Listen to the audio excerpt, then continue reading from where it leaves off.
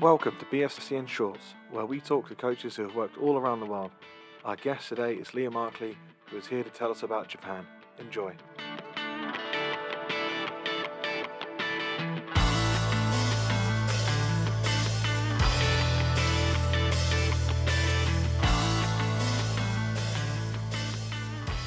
Liam, thank you for coming on. How are you doing today? Yeah, good. Just been a day off, so just finished the gym, back in for this call. Oh, brilliant. We appreciate your time. So tell us, where have you come to speak to us about today? I'm in Osaka in Japan just now. So it's for anyone that doesn't know, Osaka is Tokyo's on this side of the country, and Osaka's kind of here, then south, north, kind of central, near Kyoto. I've been here for about 11 months now. 11 months. Oh, how are you finding it so far? It was initially tough, as any new country is, in any new city that you might move to. But I found that through the early stages of it being like rough and you're figuring things out, money wise and figuring out where you are, I'm now used to it, and maybe it's really got its hands on me now. Well, good. You've had plenty of time to adapt, and that is always one of the challenges of going abroad. New country, new language, new culture. So we'll dive into that in a second. What job do you have over there? Do you want my job as it is from the start? Well, tell us from the start. So this job I'd been offered about 2 years ago, and then I ended up going elsewhere, and then it opened back up again just as I was leaving Korea, and then I applied, got the job again, came here last November. So basically I'm working for a board of education technically, and they placed me at a middle school. So that means working with the football club at the schools. Just it's not age grouped, it's just a mix of whoever wants to join the club. So there are only 3 year groups, and it's about 13 years old to 15. So I was doing just that, and then as my main coaching role, and then since about June time, I've been in with a local university as well, coaching in with the D team there. What initially appealed to you about the role, about Japan, and about even Osaka? It was never anything specific, to be honest, about Japan or Osaka. When I was finishing up uni, I just, to be honest, wanted to get out of Scotland. I knew that I had to get coaching hours. I didn't want to have to work a normal job to be able to facilitate coaching hours. So I knew that to have the opportunity, I had to leave, and it would be good for me as well. So basically, I was just scouring online for jobs, came across this job when I was still at uni, applied, obviously was offered it, blah, blah, blah, I've said that. And then, yeah, I knew that it would be a solid like job, given I was working for a local board of education. So there wouldn't be any of the kind of contract or money problems or anything like that. So I knew that part of my life would be solid. And then onto the coaching side, I knew that I was going to be able to work with an age group that I was interested in, and with more of a direct impact on it, as opposed to what I'd been experiencing before. So I knew that it was going to be a challenge, and of course the obvious one for me is the language. So I had no prior interest in Japanese, didn't know anything about Japanese language or anything. Obviously knew konnichiwa and sensei, right? Because like everyone knows those 2 words. But other than that, I had no interest. But I knew that coming here was going to give me the chance to jump into a new language, and really go for it, because I knew that it does change your experience abroad once you start getting into the language and you can connect better with people. So, and then from there, kind of understanding the way that things are in Osaka compared to other areas of Japan. It's very different in the way that people are, and the way they speak and the way that they act, and it's a lot more kind of laid back. So initially, no real interest in the country itself, but obviously I knew that coming here I was going to find naturally the things that I was going to like to do and see and stuff. So How have you been getting on with the language? from day one of my quarantine, I was on an online site, Japanese Pod 101, just hammering that out, to be honest. Lesson after lesson in my room in quarantine in the hotel, just talking and just saying the things, whatever. It sounds funny thinking back on it now, but and I was absolutely terrified to even say good evening in Japanese to the hotel staff when I was going down for food and stuff. So to think back on that and then where I am now, I think I've come a long way, but I know that there's loads and loads and levels ahead of me to get to kind of a great standard, a good standard. So I'd say I'm doing good, but I know that I need to do better. What would be some of the difficulties associated with learning or speaking Japanese, particularly because it's such a very different language from our European languages that it must be hard to wrap your head around some of the grammar and even some of the pronunciation. Pronunciation, I mean, I was coming here with reference from Korea, and Korea, the pronunciation there's a lot harder, and it's a lot.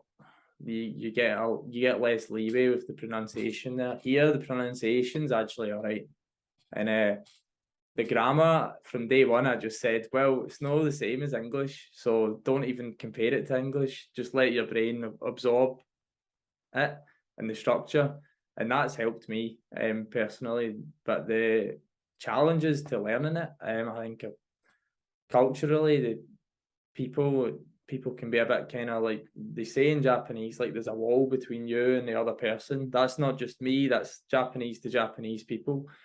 And getting kind of close to people is difficult.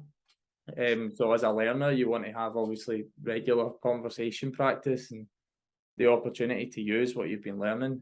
So I'd say that to learn it, that's probably the hardest thing because your opportunities are limited.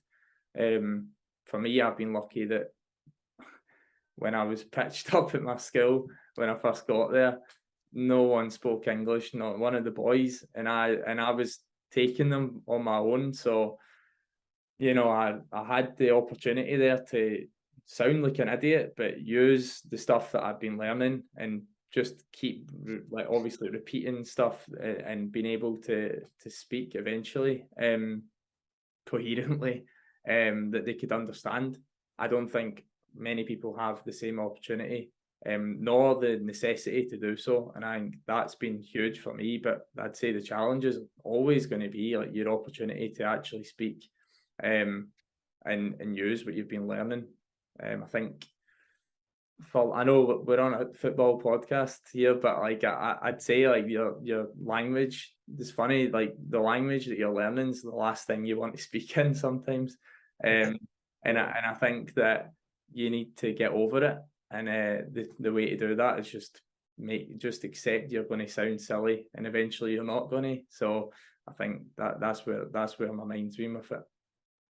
Yeah, I can relate to that. I want to get it perfect, and yet from a coach's point of view, you've got to realize that mistakes are part of the process. Mistakes are not the opposite direction to the failure. It's actually a step along the way. Yeah. Sorry, mistakes are not the opposite direction to success. Idiot. Sorry. You have to fail lots of times in order to then have that success. So immersion is what you've experienced, and it must make your brain tired. Because several years ago, I did a week intensive English course in Poland, and for about 12 hours a day, they would make all of the Polish people pair up with all of the English speakers and just be constant conversations and games in English. At the end of the day, all the English speakers would go to the bar, we'd eat food, we'd talk, we'd socialize, we'd play pool, listen to music, just relax. The Polish had to go to bed because they were so tired, because they would have been working so hard to understand the world in that different language. So, from your point of view, did it help not having many people around who spoke English, and that immersion kind of allowed you to fail and get it wrong so many times that you could then get so much valuable practice in? I think 100%, and I think I'm not going to lie and say like, oh, it's so easy just rocking up and not knowing anything and then just learning. Like, of course it isn't. And I think having lived in Korea and knowing where my shortfalls were with that language, I knew what I had to do this time. And I knew that I had to use it, and I had to like put myself in the scenario to use it. So that chance to speak to people and be forced to speak, maybe if I'd never lived anywhere before, I would have completely I would have been scared of it, or it would have made me feel intensely uncomfortable. And of course I felt uncomfortable using it. You don't even want to say hello because you don't want to sound wrong. You don't want to say goodbye because you don't want to make it sound wrong. And you're thinking about, you're rerunning that same one word through your head 5 times, 10 times before you even say it, because you don't want to sound wrong. Yeah, I got over that a lot quicker than I would have done if I hadn't been immersed. Don't get me wrong, I still play sentences through my head before I even speak them, 100%. But it's not. I don't care much for how it ends up coming out, because as long as the person understands what I'm talking about, and I think that, yeah, being immersed early doors was obviously beneficial, but I wouldn't sit here and say that I'm superhuman and I could have done it without any prior experience that would allow me to, or help me do it this time. I needed probably that reality check from before to then put me in the right place this time round. So, are there many English speakers there at all? There are 2 English teachers working at the school, and obviously the Japanese teachers who are teaching English, they can speak English, but the rest, no, and they don't tend to strike up a conversation with you anyway. So even the English speaking teachers don't really communicate. So the guys who are involved with the football club at the school don't speak any English. So that was, in a way, yeah, perfect for me now, because it's just constant practice. But we'll dive into that one a bit more later on, because I've got some questions I'd like to ask you around that, about how to integrate into society and how to talk to people. But for now, let's go a little bit on the football infrastructure. How does football work in Japan? Lately, hasn't always been like this. Lately, there have been loads of private academies popping up that are Japanese run, Japanese coaches, blah, blah, blah. They consume or take most of the bulk of young children, probably from, I'd say 5 to 15, 16 before they go into high school. As with other East Asian countries that China, Korea, Japan, that I've heard about or seen myself, at the high school age, they either knuckle down with their studies and or pair it with a sport. So in this case, the private academies pretty much take those children up to that point, and then there's more of a draw to be part of a good high school team, because you don't have to do high school in Japan. So if you choose to go to high school, if you're good at football or you like football, you're probably going to try and join a team that are like a high school that have a good football team. And kids will go traveling like an hour and a half to high school every day, no problem. And that's not just for sports. They'll do high school entrance exams in order to get into a good high school to then go to a good university, and it's all that's the end goal for a lot of people, is to get in a good uni. Even if your degree's not great, just get a good uni and then you'll get a good job after. So a lot of people will try and go to a specific high school. And from high school, if they're good at football still, if they're good enough, they'll join a good university club. From university, they will join a pro club. It's kind of like the American system, but of course, pro clubs like J League One, they have their own academy going from children's stuff to the top, up into the first team. As you go down the leagues, those things don't really exist. It's more just community football programs that they're doing, and hence your need for the university club teams to produce Japanese professional footballers, which is why you've got, for example, at Celtic now, a guy playing in the middle of the park that's only been a pro for like 2 years and he's 24 years old. So, you know, he's been at university till he's 22, so he's been playing there. So you get some, you know, obviously when he was at uni, he was pro level. So like you've got some serious talent in the universities. So yeah, that's basically how it works. And as I said, pro clubs have their own academies, but I would say that the bulk of production of talent is coming from that system of high school to uni to pro. That's a really interesting system. Do you find then there's a bit of struggle when it comes to parents or society in general valuing education so highly that it potentially impacts sporting performance or even possibility to pursue a career in sport? I'm worried about burnout, to be honest. And there's something kind of unique to Japan that doesn't necessarily exist in other places, not that I know of. And it's in the junior high schools, which is what I work in, middle school, junior high school, whatever you wish to call it.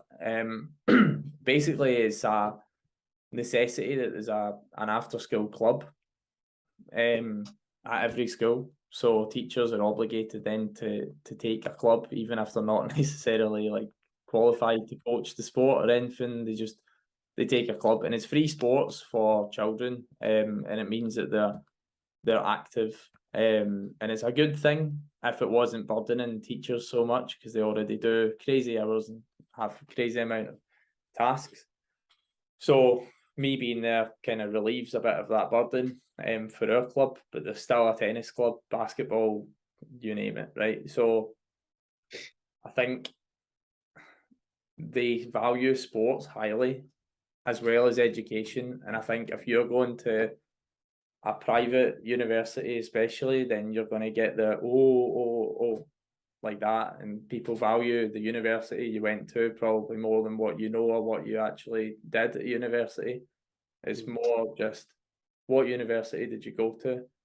So I think people are training so hard to get to these unis, for example, training so hard to get to a good high school, training so hard to get to a good uni, that if it's not managed properly, then the players, by the time they are of that age, could start facing fatigue and muscle injury and stuff along those lines.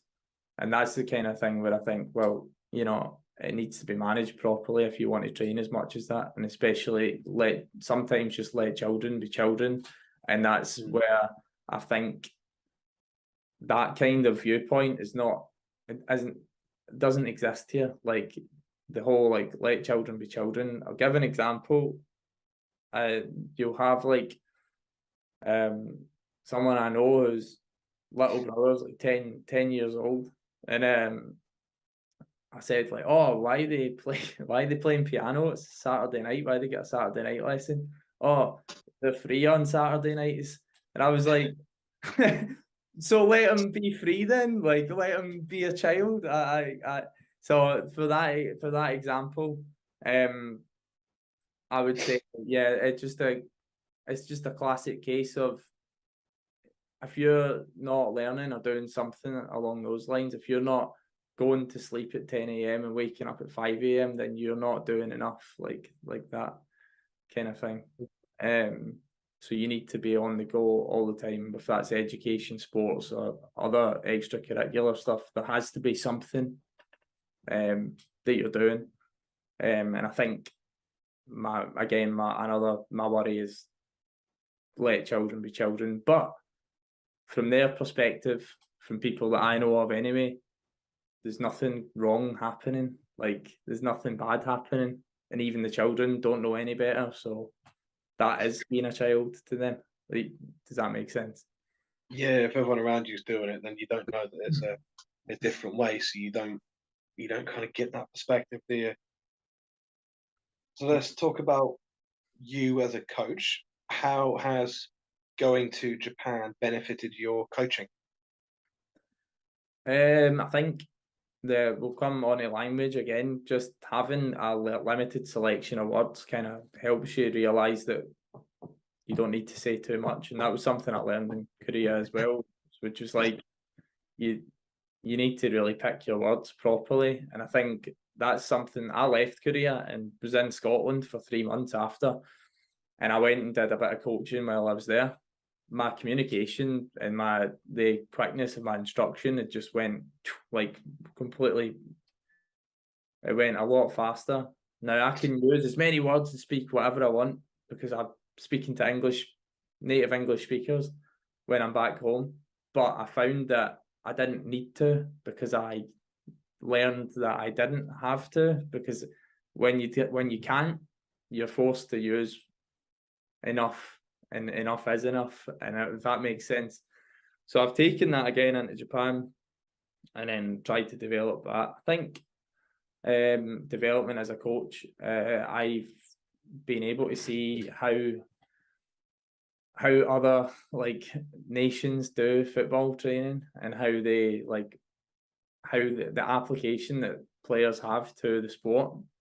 It's very different.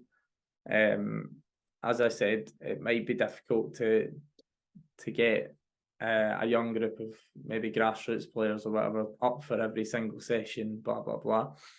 So you need to be really creative. In Japan, it's just almost a given that they're going to go absolutely 100%, and it's kind of like, how do you make a balance between that? Because I don't want to drop my level of creativity to keep motivation high, but I would also like it if I could go back home and players could go 100% all the time, but we can't actually make that happen. Like, you know what I mean?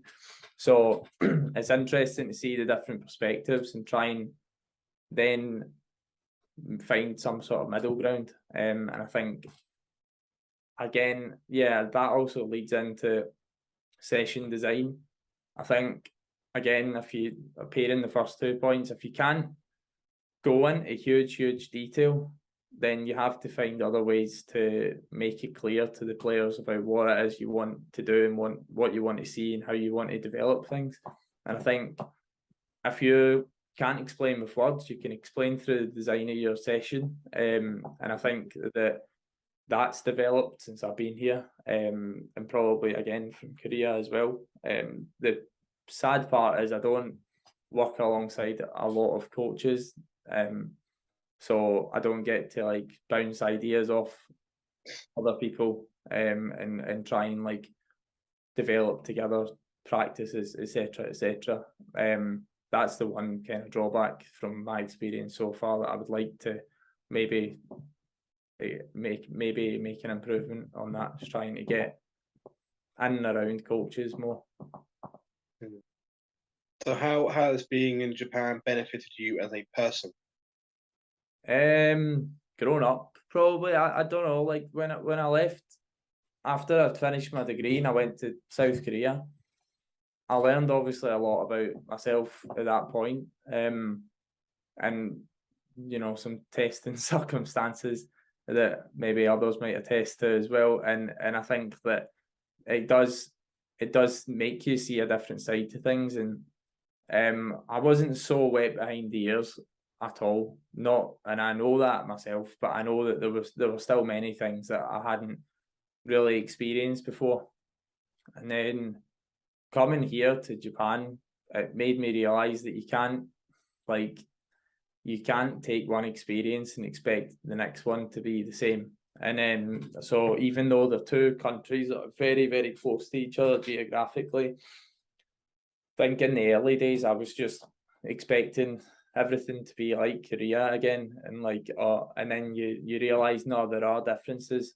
But I think beyond that kind of cultural thing, I think as a person moving abroad, and especially up to this point, it's made me do more adult stuff than I probably would have had to have done if I had stayed at home till this point, and made me kind of realise like that who I want to be around, and all that, all those kind of personal things as well. Which I think if you just stay in the same bubble, then you never quite realise these things, or you might realise it later on. But I've had to do things at an early age that maybe I wouldn't have done if I'd just stayed. Not saying that staying at home and building up your career and life there is not a good thing. Just for me, I was never going to be able to truly discover new stuff about myself and the world if I was just going to stay in the same town or the same city that I was in from growing up. So going abroad does put you in a position way outside of your comfort zone, and it removes a safety net. So you have to adapt it in ways you can't do back home, because you've got people that care about you around you all the time, places that you know. You're allowed to make mistakes. You never have to take a leap of faith there, whereas abroad you're very much stuck. I would say that as well. So when I went to Korea, the first was a kind of countryside place that we were living in, and then but I had other people living with me, so you know you still have some sort of like community, if you like. You still have people that you can share these experiences with, who know what you're going through. And then I moved to Seoul and I was living myself, but again, you're living in a metropolis, so you can't not have activity around you. You're constantly surrounded. If you want to go get food or whatever, you can occupy yourself. I came to Japan and I'm back in a countryside place, but this time round, I'm not living with people. I'm on my own.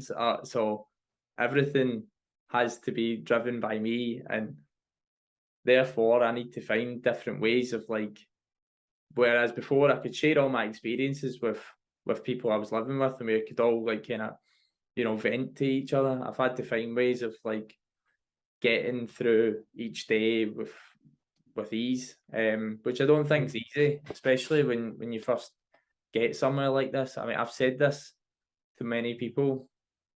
In my apartment in Seoul, you could be in the convenience store in 30 seconds of leaving. From here, it's 15 minutes. So if that's any kind of like indication of how much there isn't really much around, then it kind of shows like, oh, you really need to be independent now. Like you really need to find ways to stimulate yourself and stimulate your mind. Otherwise, it could be tough if you let it be. All right, so I want to pull on some of these threads because they link into the stuff I want to know.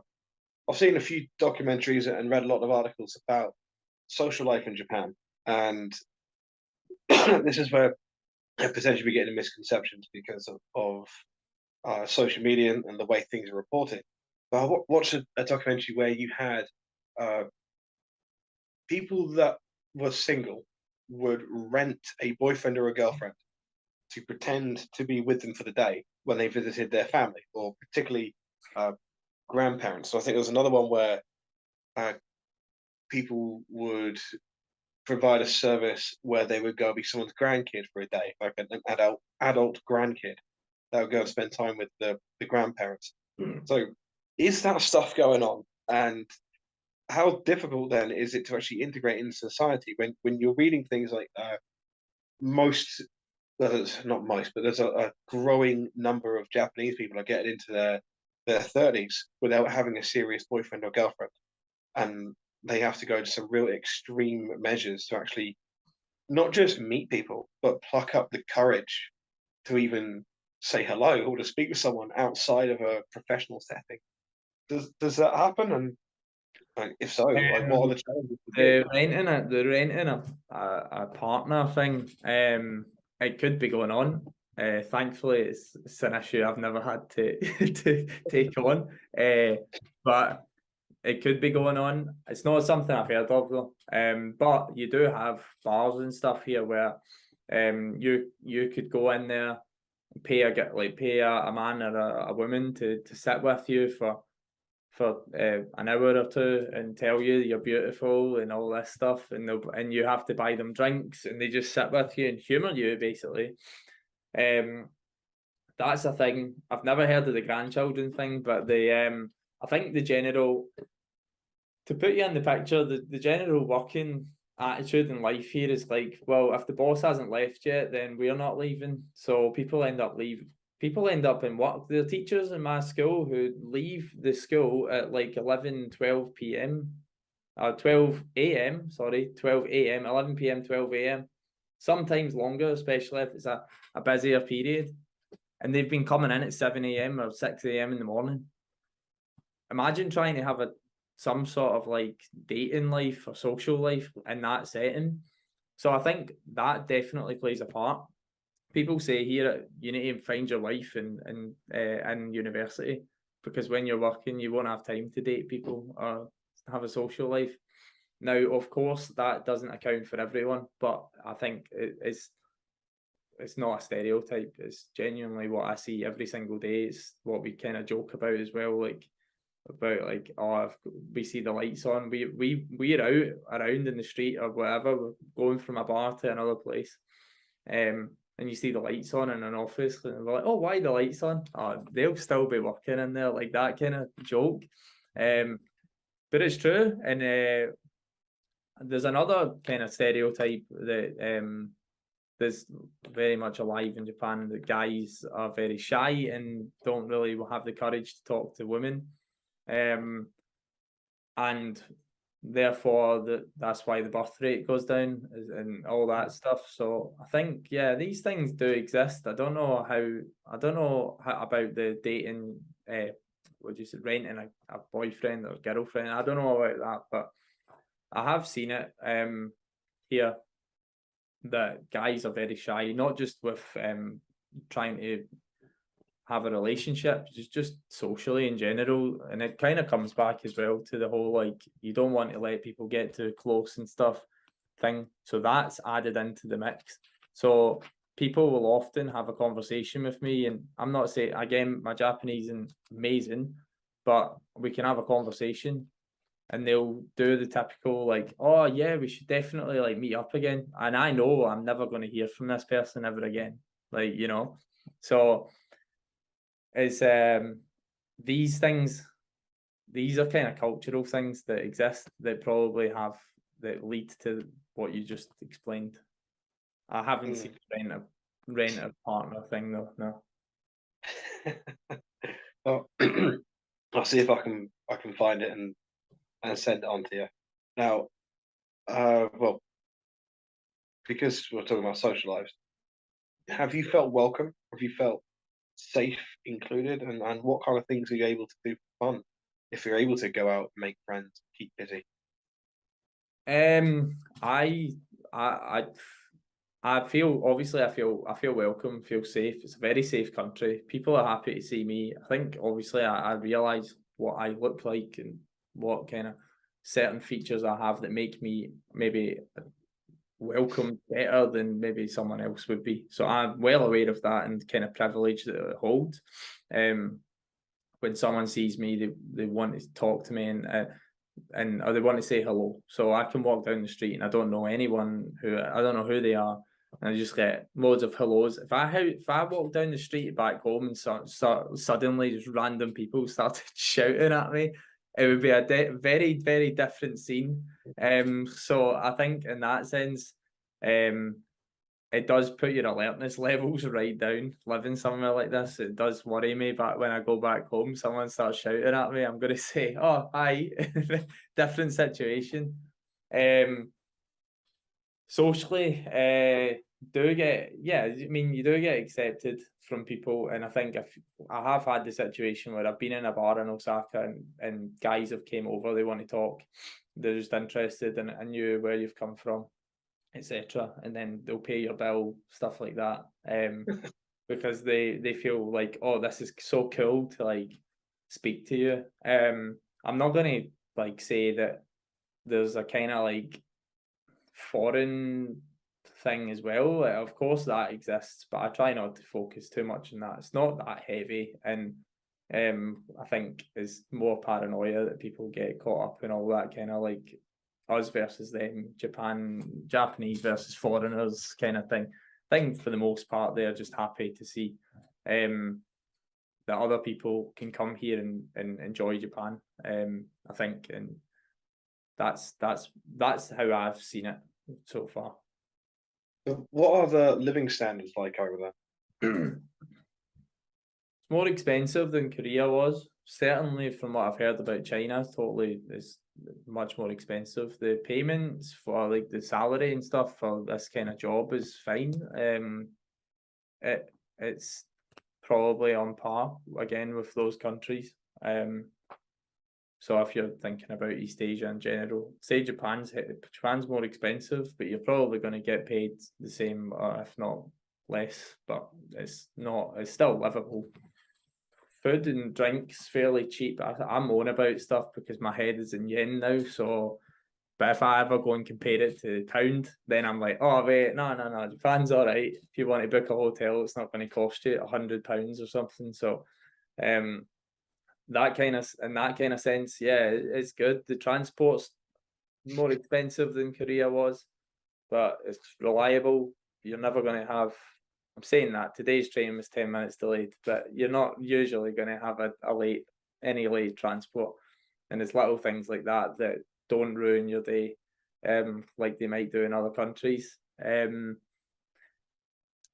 Living standards, there's certainly a lot less poverty, visible poverty, i.e.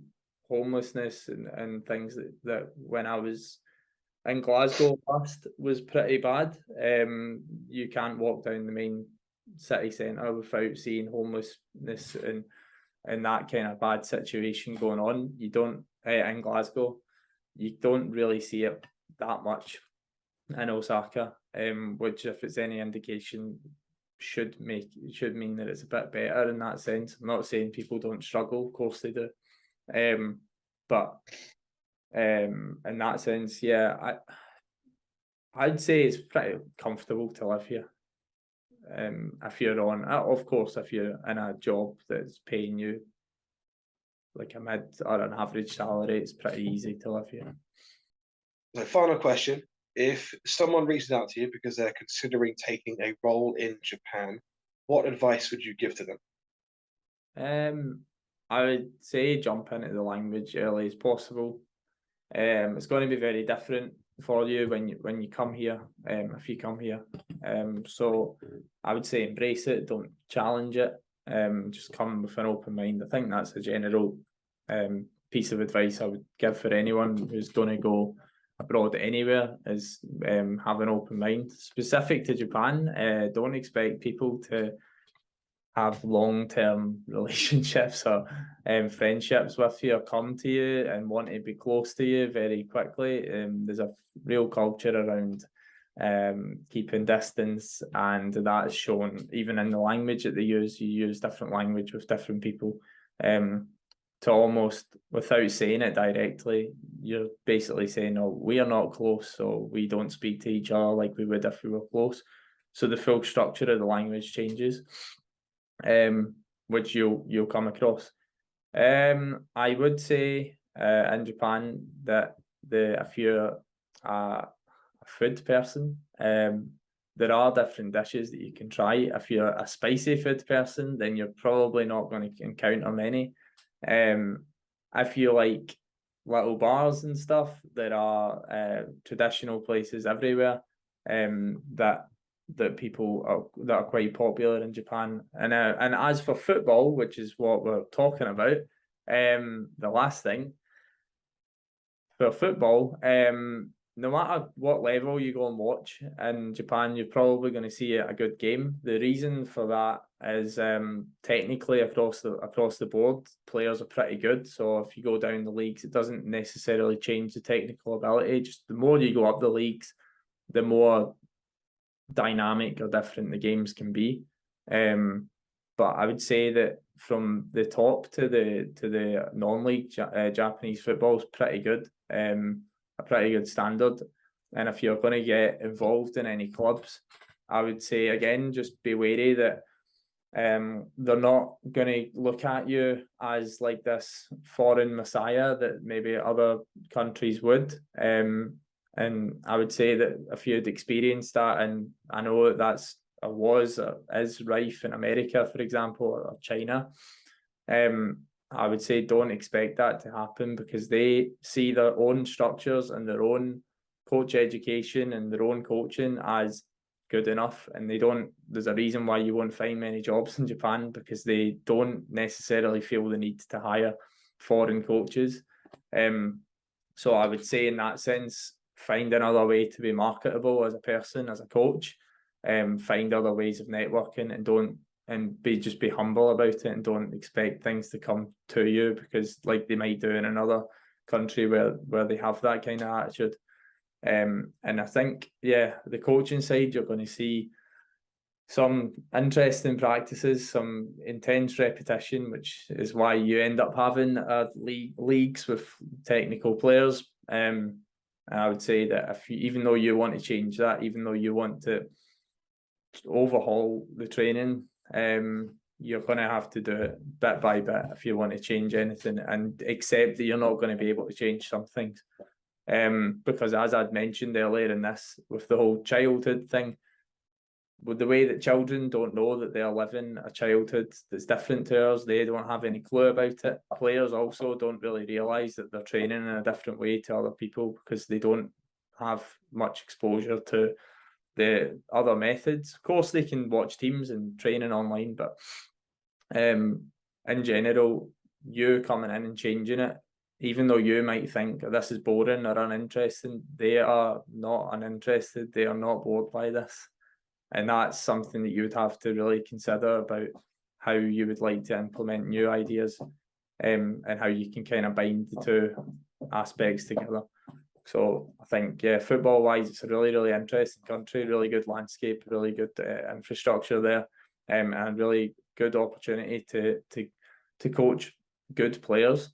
But that adding that kind of creativity, match mind to them, is the hardest part for someone coming into Japan, I would say. Brilliant advice. A lot of real useful information there. Thank you very, very much for your time. Yeah, thank you. Cheers.